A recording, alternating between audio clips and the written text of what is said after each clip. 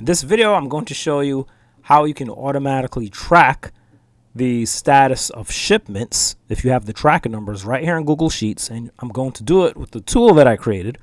And what I'm going to do is first of all show you, following these instructions that I wrote up, how to actually add this ability to your Google Sheet, and then how to actually do it, how to execute it. So I'm going to show you all of that in this one video. So just stick through the video to see the process.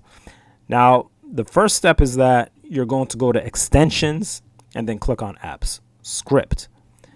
So click on extensions and then click on app script.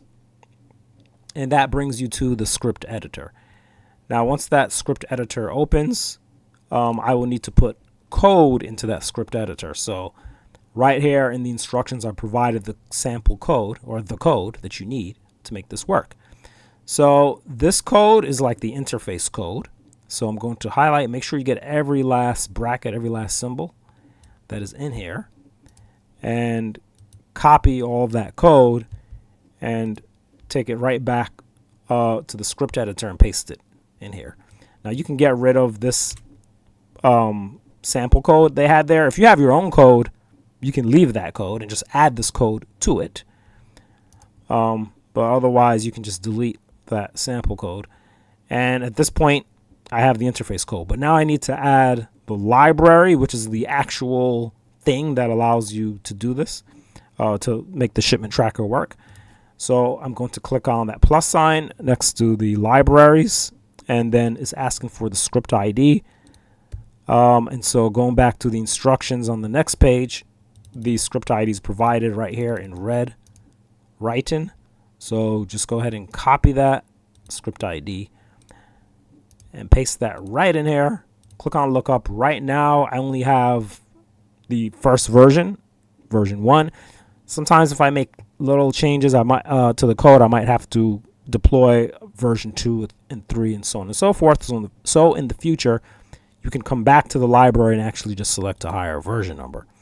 Okay, right now it's just version 1, shipment tracker. If you see a higher version number today, go ahead and select the highest version number. Okay? And then I'm going to click on add. I'll get rid of that. And now I'm going to click on save.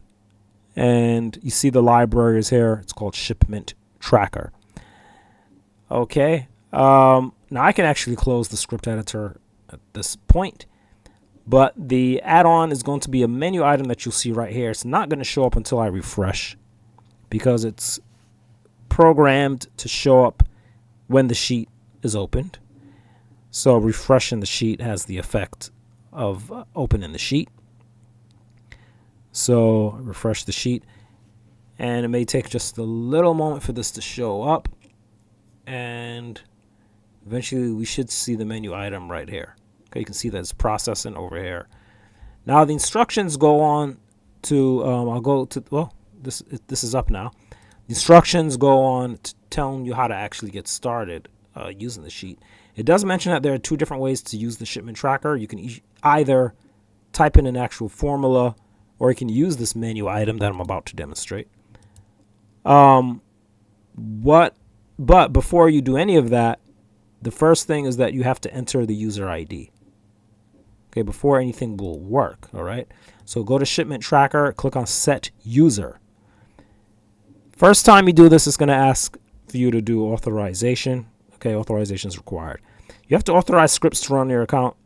You know, you have to keep in mind, anyone can write a Google app script, anyone who knows how to code app script. And so Google doesn't, there are many different app scripts someone could be trying to have you run. And so Google goes through this process to make sure that you really want to run and that you really don't mind running these on your account. Okay, so then you're going to select your account. And in this case, Google hasn't verified this app, right? Again, many people, I can write an app right now, right? An app just means code in this sense, right? And so, of course, it's not verified, right? Google doesn't know every little thing that every person is doing right now. So, of course, it's not verified. You click on that advanced button, and then if you understand the risk, you continue. If you trust the developer, which is me, then you go ahead, you go to Untitled Project.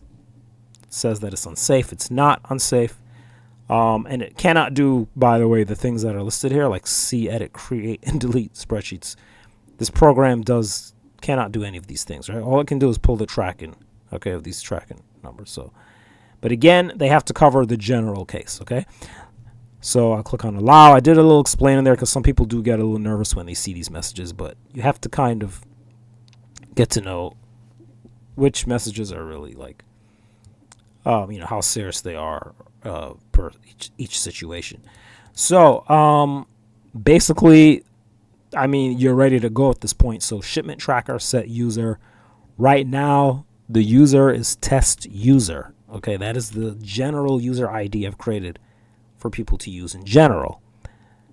So, all right, so right now it is test user. In the future, I don't know, I might have to shift to people having their own individual user ID.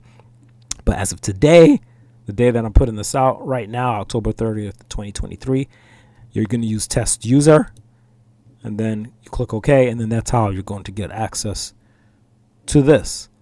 So now you have access. Basically, it's pretty simple. This tool is quite simple. You can using the menu is the easiest way to get the tracking status. But if you're really into formulas, you can use the formula as well. I'll explain it quickly. But if you're going to use the formula, you would do something like equal track, the tracking number. You'd say status. Status is the only thing that it pulls right now. It just pulls the general status. I might split it up later. And then you would say, like, if it's USPS or so on and so forth, right? If you're not into formulas, don't worry. The menu is going to do this instead, right? Okay, and that's basically how that's going to work. I don't know why that's not pulling something right now, but okay, I might have to go back and look. I generally don't, even though I created that formula, I don't generally use it to do the tracking right now. So I'll go take a second look at it. But right now, what I'm actually using is the menu. Okay, so what you're going to do is highlight the tracking numbers, shipment tracker, and then extract selected range. Now, by the way, I should have mentioned. Okay, I'm actually going to cancel this and start over. That you need to specify the carrier, at least for now, because it doesn't have any way of knowing that it's USPS or whatever. So right now you have to tell it, because for the future I want to be able to have like other carriers. So right now you have to tell it that it's USPS, and you have to have a carrier column because of that, and then you have to have a status column, which is some place to put the status. All that being said, now I can just highlight the tracking numbers themselves, just the tracking numbers, and go to shipment tracker, extract selected range, and that means extract the status from the range. What is the number of your header row is the first question. In the range I highlighted, in that blue area, there is no header row. A header row would be like tracking number up here. So just put 0 if there's no header. Okay, if there's no header row in that highlighted area. The letter of the column containing the carrier names, that's going to be column B. You just put the letter B. That's B right here. Click OK. And then it wants to know what is the letter of the column where you wish to put the tracking status, right? Because there's no way for me to know if you want the tracking status in C or in Z, right? I have no idea. So you have to tell the tool, where you want it to go, so it knows where to actually put the status, okay? Because you could have a totally different sheet for all I know. All right, so these are the statuses right now of these three things. This is, I guess, the newest tracking number, so I guess it's not available yet. All right. So I'm going to now. You might realize how everything's kind of way over, and that's because of the way it comes off of the site. What you could do here is you can just highlight this whole column and go to Format, Wrap, and that will kind of bring it all together. And then you can take this and expand it as much as you want, so that it can have the look or whatever, the look and feel that you're going for. If you want it like all the way across or however you want this to be, right? You can just put that, adjust that how you want it, right? And that's how you get the tracking statuses out of these, quite simply. Now, there are more options here for the simple fact that, and I explain it in the instructions, that you may want to deal with large ranges. I have a section here called Working with Large Ranges, lots of tracking numbers. When you're working with a large range, it's going to be a little, you're going to need a few more options, and you're going to get a little more advanced. and your usage. So what I'm going to do is actually just take these same ones. Or why don't I even, yeah, I'll just take these same ones and I'm just going to copy them over and over just because I just need a lot of tracking numbers there. But are the numbers changing? Okay, I need to make sure the numbers don't change. 802, because sometimes, okay, it might be doing like a numeric pattern thing. Let me see. That might not be a good thing. So I'm just going to paste this a bunch of times. It's not how I would usually do it, but right. And I mean, you could do hundreds or thousands potentially of these. Right, I'm just pasting a few to get the idea. Right, so I'll go up to somewhere around 50. And okay, let me go back to the top. So now I want these clipped, so I'm going to clip those tracking numbers. Format clip, and what I want to do here is to keep going. So first of all, I need to indicate that these are all USPS. I just copied these from here, so I'm just going to click USPS. Now these are the same tracking numbers. Just imagine if they're not, then you just have a bunch of tracking numbers, and you want to continue doing this, right? Of course, you could highlight and continue that way, right? It's kind of annoying. So what I'm going to do is show you what you would typically do if you have a list like this of tracking numbers. From the get-go, you're going to select the whole tracking number column. So you're going to click on the actual letter A, column A. That selects the whole column straight down in entirety, even if you have 10,000 tracking numbers, right? You go to shipment tracker, and you then go to extract selected range. I might have to rename that start. I'll explain later. But what is the number of your header row? Okay, now in this case,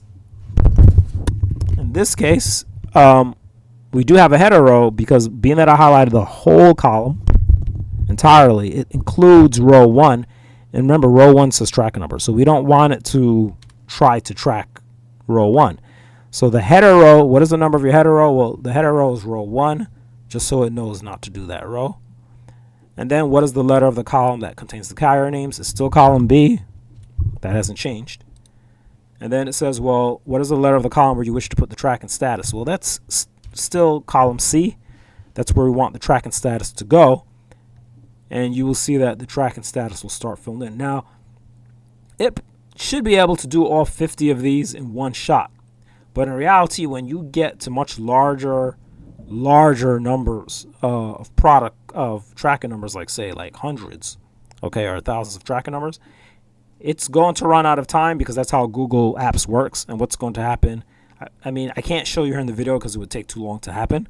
So I'll just cancel it. I'll kind of fake it. It will just stop all of a sudden. And it will give you a message saying that it exceeded maximum time. And it will just stop. So, okay, it stops, but it's not done, right? So this is why I have this option, which is continue extract in range. And if you're going to work with lots of tracking numbers, you're going to click then on continue extract in range to then continue. Now you might be thinking, if you're working with a large number of tracking numbers, well, this is annoying. I'm not, going to sit here and wait for it to stop and keep clicking continue. And the good news is you won't have to, because what Google Apps has is something called triggers.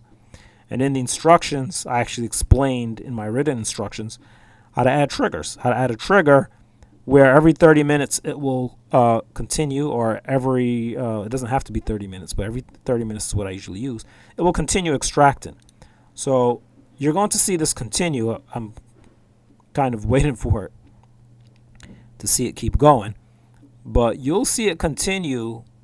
But sometimes it might, in general, I'm noticing sometimes when it's going through this process of pulling tracking statuses, there's some that take longer than others, and it'll just kind of pause. Or that might be something I put in there, like an attempt that it's making if it has a stubborn situation. I think that's what that actually is. So it's like it's retrying to get that tracking number because for whatever reason it's not grabbing the status in that moment. So that's why sometimes you might see that pause. But then once it gets through that, it will keep going, right? And eventually it continues and it finishes.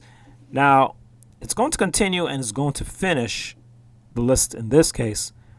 But if I had like 1,000 tracking numbers or something like that, and I'm going to just, I guess, just stop this process. If I had 1,000 tracking numbers or something, then it would not make it to the end, and I would have to go to continue again, and that would get to be very annoying. Okay, so if you imagine having more tracking numbers going to the bottom, you're going to want to go ahead and use the triggers. So I'm going to go ahead right in this video and quickly show you how to do that as well. I'm trying to make this video a complete video. So go to extensions and app script. I'm trying to make it a complete demo of everything. So go right back to the same app script that we were at before. And I'll show you the triggers very quickly. This icon, this is the triggers icon. Just click on it. Just click on that icon. It brings you to the trigger section. It's quite easy. You just click on add trigger in the lower right hand corner. It's a humongous blue button that you can't miss. And you're going to select continue, extract, and range. That is the name of the function that continues to get the status. So I want to use continue extracting. And it is time driven, meaning I want it to operate based on a time interval, or to start off of a time interval measured in minutes. So I'm choosing minutes, and then I'm going to use every 30. Look, if you have a large number of a large list, you're going to want to use every 30 minutes, because with the added delay that I've put in the process, for good reason, it will usually be able to run about 30 minutes straight before it stops. So give it the 30 minutes to run, and then the next continue will start after that, right? So for that reason, you want to keep it on every 30 minutes, because you don't want it to be running 2 times. It will run two of these at once. It will do it if they overlap. So we have to keep them 30 minutes apart, right, to keep them separate. The idea is that you can go do whatever you want. You can go eat. You can go fishing. I mean, whatever it is that you do while it's pulling these tracking numbers, okay, tracking statuses, right? So you can literally, even with the spreadsheet closed, even with this closed, with this spreadsheet closed, it will still do it. It actually happens right within Google itself, okay? So it will just keep running. And you'll be able to just continue doing that process, all right? So that is actually, I mean, that's basically it.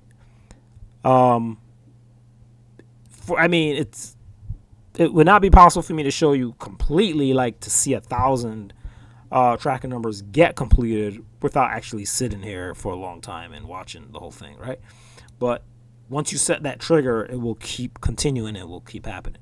One other option you want to be aware of is extract blank. It seems like I'm not needing it as much as I thought I did when I was first testing. In the beginning, I was getting a lot of blanks. Not really a lot, but I was getting some situations where even though there was a tracking status, it could not connect it at that moment. It couldn't connect to it and get it and pull it out.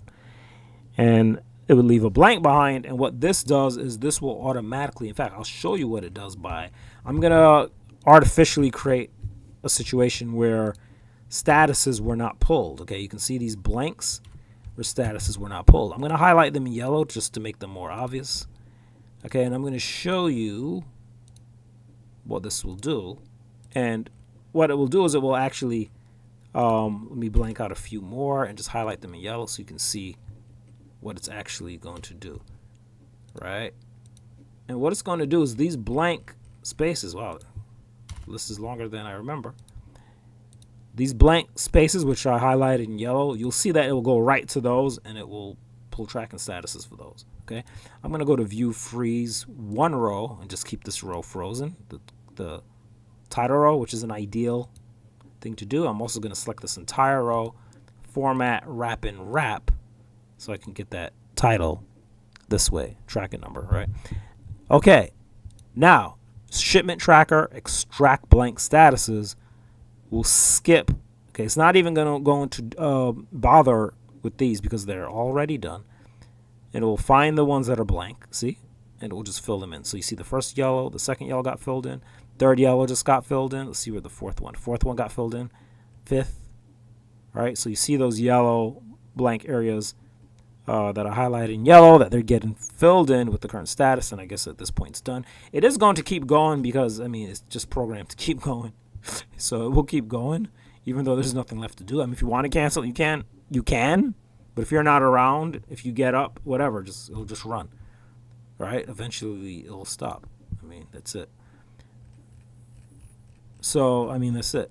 Okay, so that's the process. That is the process, people. So, look, you go ahead, follow the instructions. You might have come to me originally from my original video a couple years ago. I made an actual Google Sheet to do this with an actual formula, import XML. That doesn't work anymore. And this is really the better way to do it, import XML. It's slow when you do too many of them in one sheet. And this is the better way. This is actually crawling through and then extracting one by one. And it's doing it this way because Google does have a built-in rate limit. And if you actually use the track formula and you actually type in a formula on every single one of these, you would be hitting the sites too often for Google, and then they might block you for 24 hours. Not block you completely, just block you from doing this, right? They're going to block you from hitting websites and pulling data just for, like 24 hours, which is annoying. You could go to another account and maybe change your, maybe try to get on a different computer. You might want to do that, but and continue. But basically, that Google account, they can block for 24 hours from connecting to sites. So that is why this gradual way of filling in the data slowly, individually is the way that is best for Google Sheets. And this is the way that it can be done that doesn't actually cost any money. Now for the future, yes, looking to add more carriers, other carriers that will require more advanced services, perhaps API services that can pull the carrier tracking data on their own, and then I would simply just have to reference, call those services to do it, and then just bring the data to the sheet. So that's for the future. So just stay on my email. I generally email out. I mean, you'll get an email to get the instructions for this tool, and then I'll also send emails from my actual developer account as well. You just stay on the list. Even if you get an email that you think is not that relevant, still stay on the list because something relevant, something about this might come up. I do a lot of different things. This is just one sheet. Sometimes people see one sheet I've made and they don't realize I make other sheets. So you might get an email about something else, but I mean, this is the sheet. But mostly I will send you updates or any kind of announcements or updates on the tool that you actually downloaded. I try to do that as much as possible. So basically, that's it. My contact information is provided below. You go through the process. Make sure to try this with your own tracking numbers. Make sure to let me know. I do not have a team or anything as of today. I am just a single developer working on the stuff. So you've got to tell me if something is not the way you think it should be, or anything that you notice or whatever. You've just got to email me, let me know, but understand that you're dealing with an actual direct developer person, not like a customer support team or something like that. Okay, so just want to make sure I put that out there. Anyway, Mr. Mark, I hope you find this useful. Try it out. Let me know, and I look forward to either hearing from you or seeing you around in another video on my channel.